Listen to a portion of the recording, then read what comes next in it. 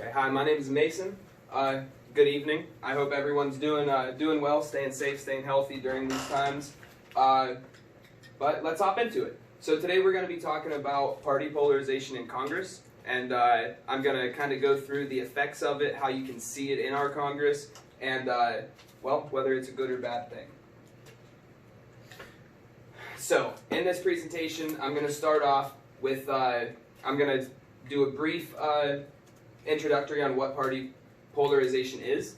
Then I'll show you what it looks like in our Congress, and then I'll explain the effects of it, what it causes, and kind of the downfalls of it and everything. Then I want to connect it to real-world applications of what we see today in current events, and then I'll give you my conclusion and whether I think it's a good or bad thing. So, party polarization can be simply defined as the growing difference between policy preferences of different political parties. The Pew Research Center uses a slightly different definition, as you can see up here. They define it as the growing gap between conservative Republicans and liberal Democrats in terms of their values, beliefs, and their policy preferences. So it kind of just gives a little bit of a wider range of things that can be considered. So when you see party polarization, what you can see is ideologies are becoming much further divided. So they're not going to be voting with each other as much, and as you can see, they're going to have less agreement on policy initiatives and less agreement on procedures. So I kind of want to jump into that a little bit more with the procedures. So I have a concept down here called tyranny of the majority, and this is a very, very dangerous thing, especially in majority rule systems like ours.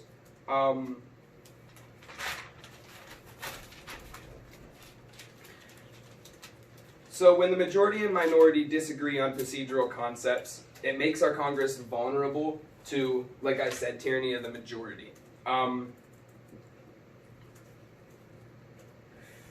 So this makes our Congress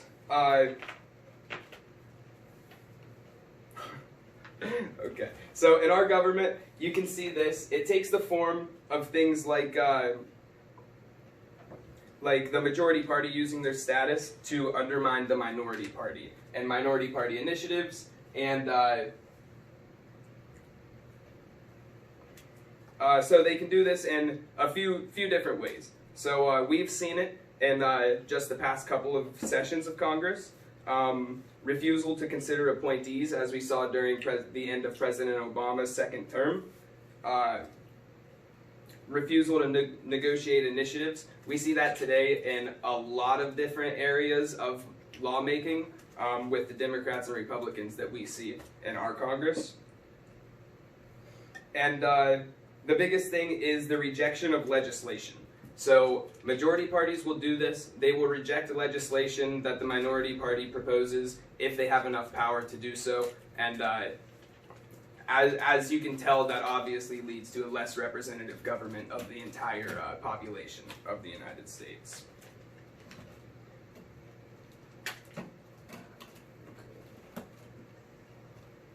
Okay, so here I have a graph that from the Pew Research Center. It depicts the path of polarization, how it's progressed through the Democratic and Republican parties. So as you can see, over the past 25 years, that's where this range is.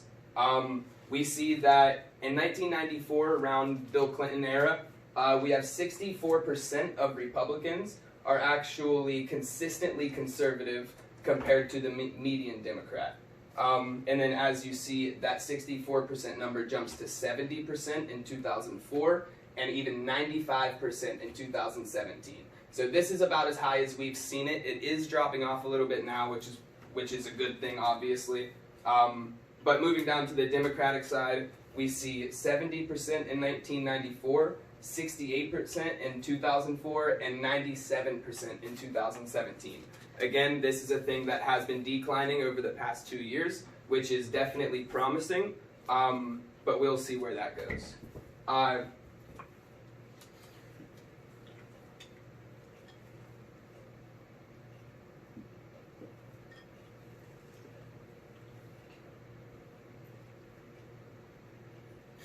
Okay, so the key takeaways from the graph are, sorry about that. The key takeaways from the graph are that Republicans and Democrats can be placed near the poles of the ideological spectrum over time. So they're kind of moving away from the middle, which would be over here, and they are moving to the right for Republicans and to the left for Democrats. And as you can imagine, that would cause more radical leftism and more radical conservatism as well.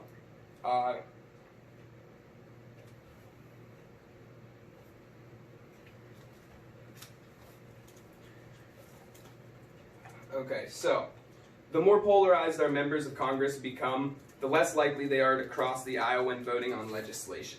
So really what this means is kind of a basic definition of what's called a party line vote. So what a party line vote is, it's very simple. It's when you just vote with your party and not on your policy preferences or with your constituents' policy preferences. So here I have a little bit of a statistic that kind of puts it into perspective of where we're at today. So in the early 1970s, obviously this is Nixon's era, we were at 60% of votes were party unity oriented, and today, with Trump being in office, we're closer to 90%, which is pretty absurd if you ask me. But like I said, we're trying to make, we're slowly making a depart away from that. Here I have a quote that I thought really encompasses the consequences of party polarization. I'll read that to you here. It's, "The rapid and pervasive rise of party line voting is a cancer that is eating at the effectiveness of both the House of Representatives and the Senate." So really this kind of encapsulates that the biggest consequence of it is loss of effectiveness. We're not getting bills passed, we're not taking care of our constituents, we're not getting budgets passed, our tax reform laws are taking way too long to pass through. So those are just kind of a couple of different examples that we've seen.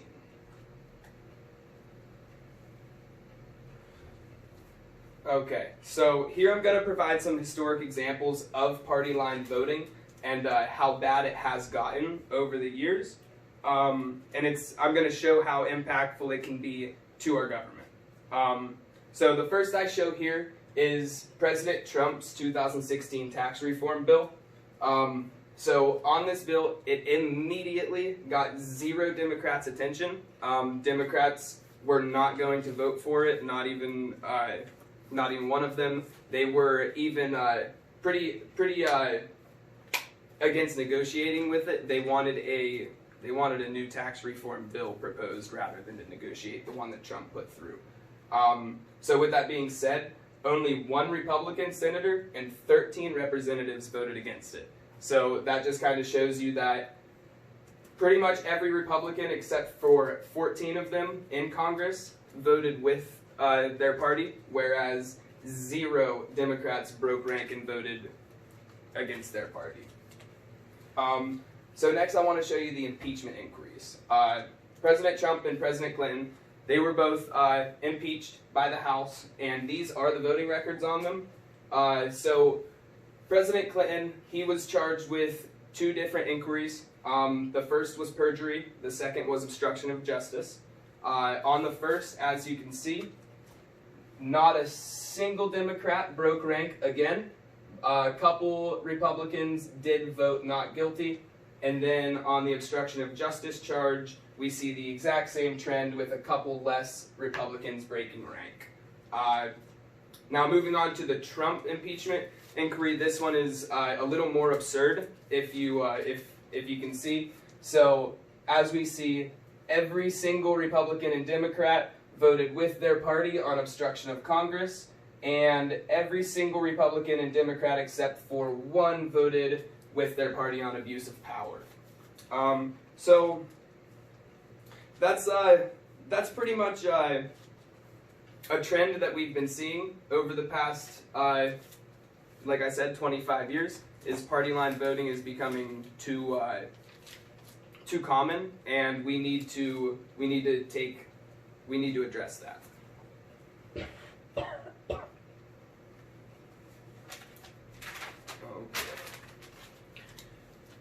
So here I have a graph that I actually pulled from the book. It was on page 197. So this graph visualizes the increasing frequency of legislative deadlock. So what that means is when a initiative is in legislative deadlock, it is completely paused. It's not being passed. It's not being debated on. It is it's stalled in Congress, and most of the time it's killed at that point. So as you can see, the trend is going up over time, which obviously is a bad thing.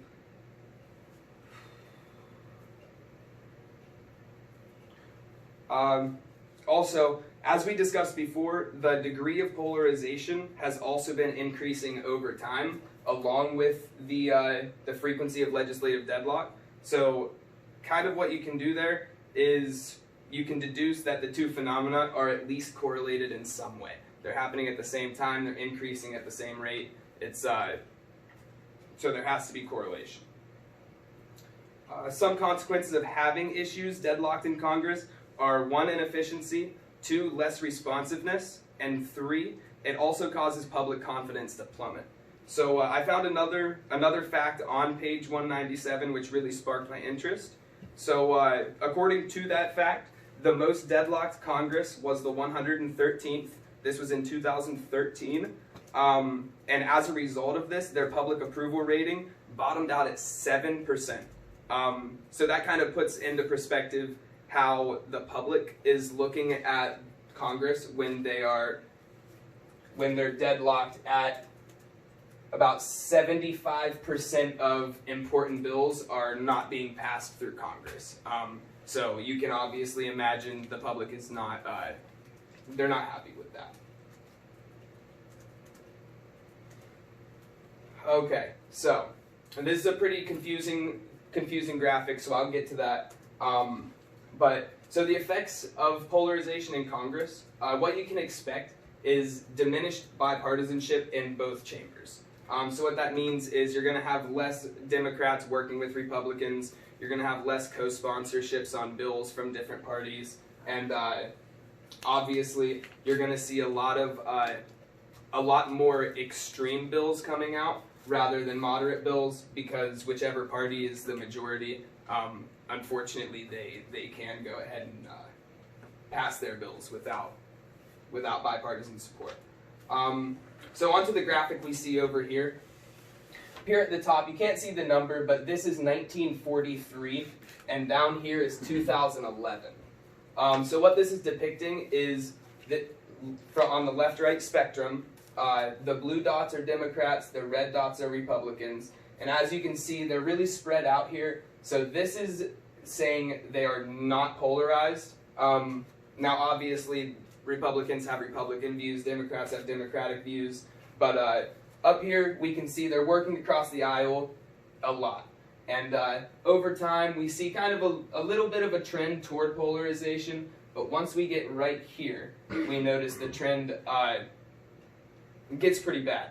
So from here to here, we see that we have quite a bit working across the aisle and 0. So that just puts into perspective the path it's taken over time.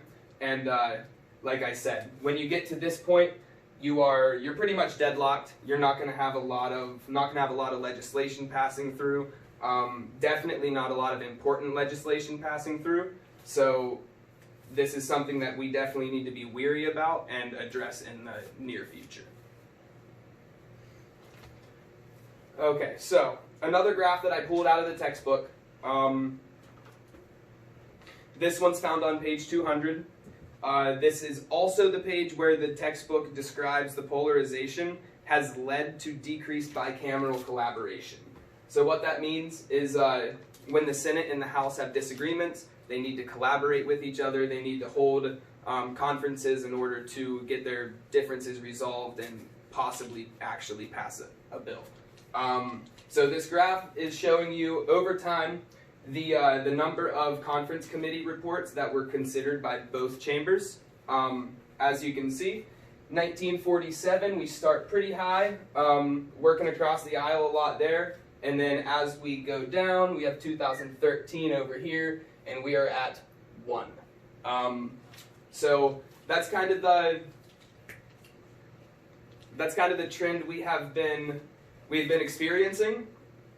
And as you can see, as it goes down through here, if the bicameral legislature is not resolving their differences, you're running into an issue where the House will pass a bill or the Senate will pass a bill, and it'll get to the House and get killed there.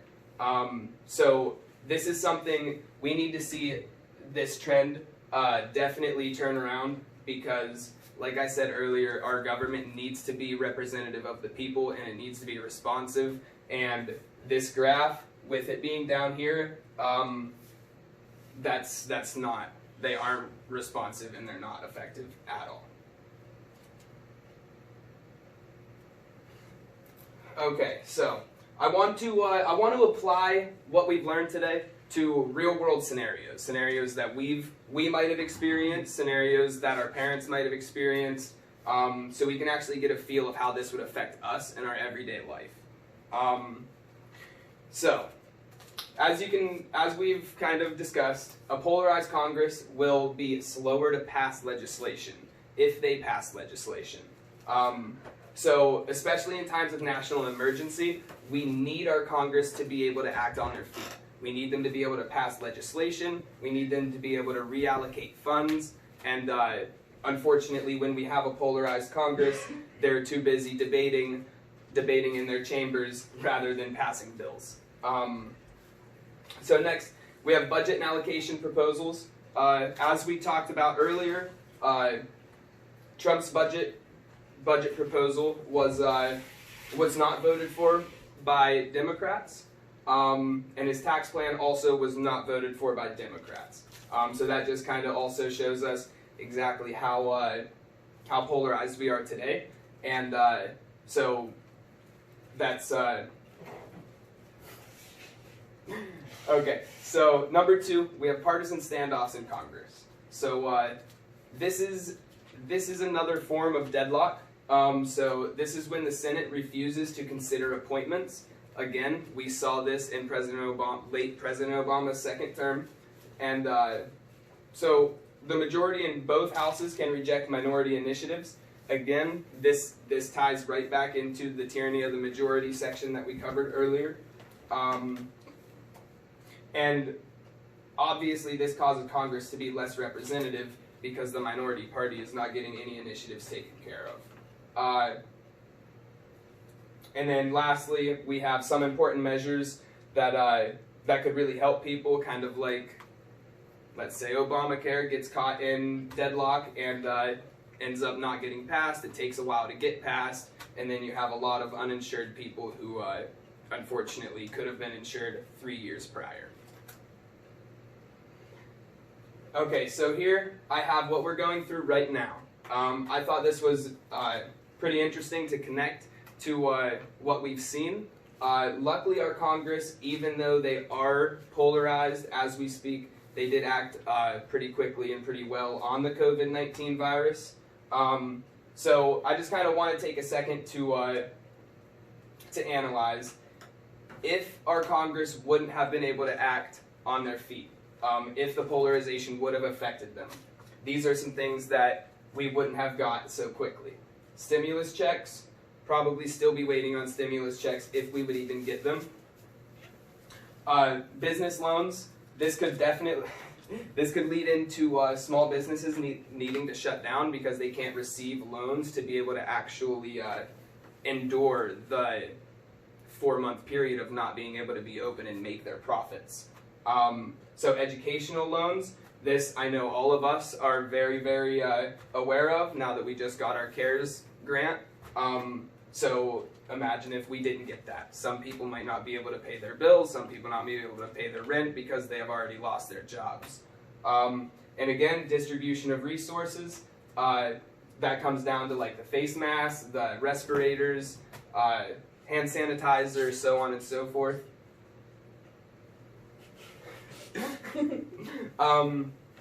But yeah, really tying that back into what we talked about today, polarization in Congress. Luckily, like I said, luckily we we're not experiencing too much of a slowdown. However,